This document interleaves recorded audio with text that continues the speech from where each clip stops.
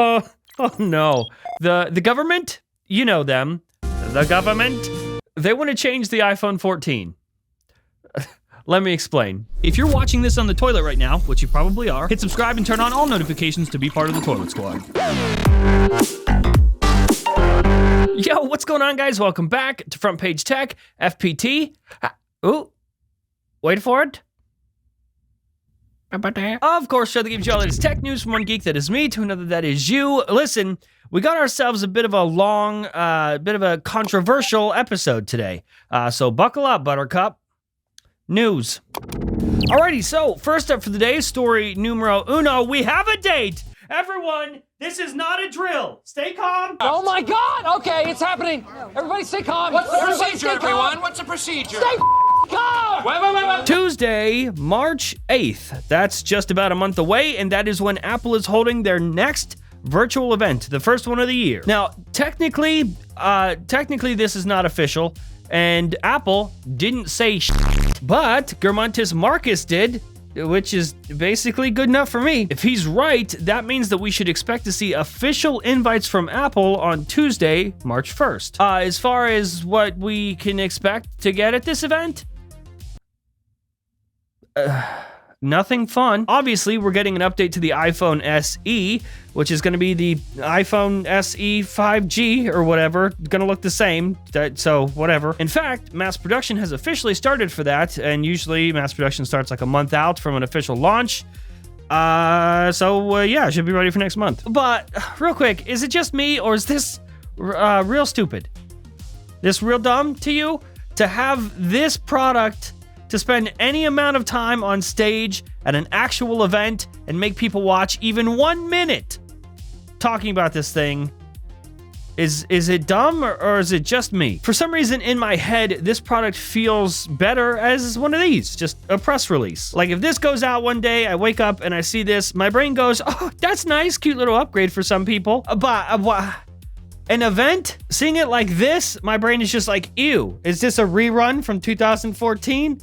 Or is this supposed to be, like the new one? I just think it's goofy. That's the best word. It is goofy to put this phone in an event and make me watch it. I'm still gonna watch it, but that's beside the point. Next, for sure, we're getting a new iPad Air, which is cool, I think. And I guess that is it. That's kind of it. Like, yeah, maybe there will be more. That would be cool. But those two things, those are the only things that we're getting for sure. And I know you're like, hopefully there's more than two, right? But I just want to remind you, every time that we're just like, Apple won't have an event just to launch two products, they do this. Today we're focusing on two products that have played integral roles in people's everyday lives: Apple Watch and iPad. Either way, though, it is the first Apple event of the year. Yay for that. The event might not be cool, but you know what is cool? Investing is good, right? You have some extra money, first thing people tell you, invest it. But the stock market right now is kind of volatile and spoopy. But art is not. That's why this episode is sponsored by Masterworks.io. Masterworks gives everyone, not just high rollers, the chance to invest in famous Picasso, Monet, and Banksy paintings. Why art? Well, art has outpaced the S&P 500 from 1995 to 2021 and has almost no correlation with stocks. Is it legit? Yes. Masterworks is the first company to offer paintings backed up with the same Securities and Exchange Commission as public offerings. Is anyone doing it?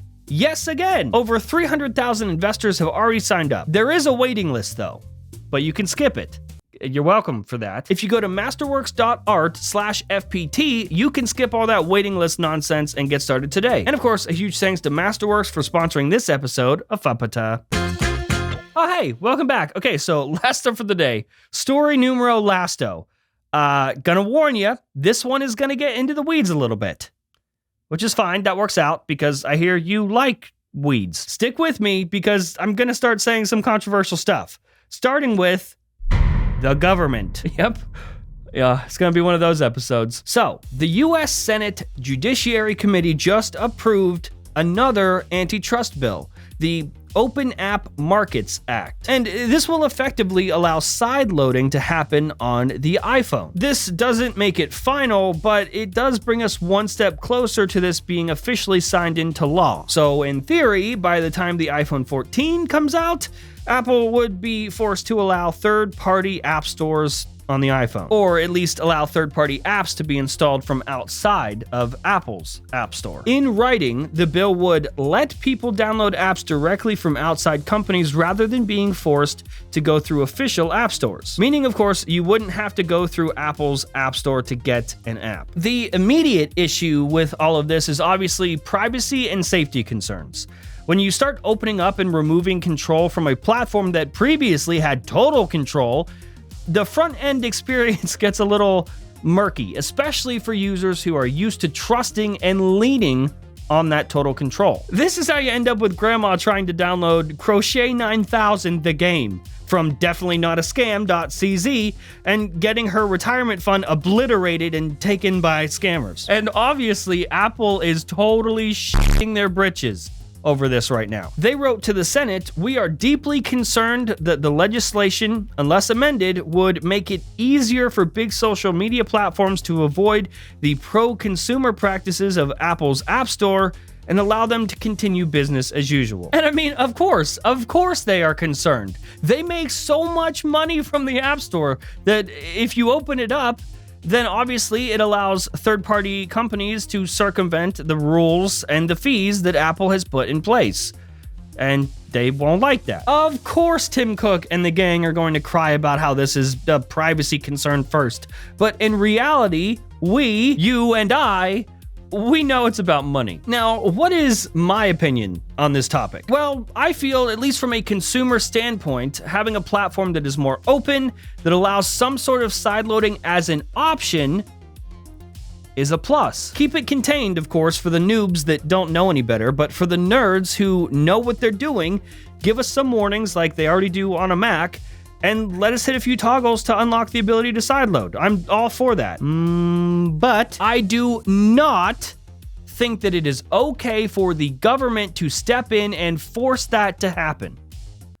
Welcome to the weeds. Apple built the platform. They built the house, and those that want to live in the house should pay rent. That's it. That's how I feel. It's Apple's hardware, it's Apple's platform, their software, it's Apple's ecosystem, and it is Apple's user base. Being able to have access to that many customers instantly as an app developer? Yeah, sorry, but I think that's worth the 30% fees. Apple is hosting your app. They offer you a discoverability platform for your app. They allow a billion users, and they process your payment fees for you. Yes, you should pay whatever Apple tells you to pay. It is their product, and they decide what the value is. Listen, I just think if you would not have access to a user base like that without the existence of the platform, then you play by the platform's rules. I don't know why that's confusing. And I don't think that any company in the US should be able to build a business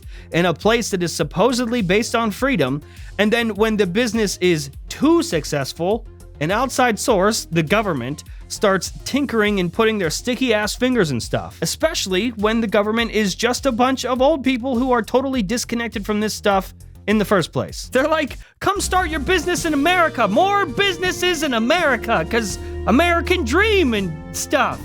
But careful, not too much American dream, or else we're gonna have to step in and start running your business for you, tell you how to do it. So American dream, but not too much, so be careful. And yes, my opinion is the same even for stuff that I'm not a fan of. For example, I don't like that Twitter bans and silences people on a whim. I don't like that. I think we should have open discussions. But I don't think the government should step in and regulate that because it's Twitter's business and Twitter should run it the way they want to, even if I absolutely hate it. So that's it. That's how I feel. I think consumers should have the ability to sideload, but I do not think a company, any company, should be forced to do it. And I already know the comments are going to be a mess. There's going to be a lot of discussion, a lot of arguing in the comments. So please, everyone, Toilet Squad for me, Keep it civil. I also know there's going to be a bunch of people who are going to unsubscribe because I have an opinion and my opinion might not match their opinion. And for some reason, when people hear someone say something that they don't agree with, their first instinct is delete, unsubscribe. You say things I don't like and I can't handle that, so I leave now. And that's fine. But for those of you who are sticking around to have a decent, educated discussion down in the comments, thanks for having some balls. See you next week.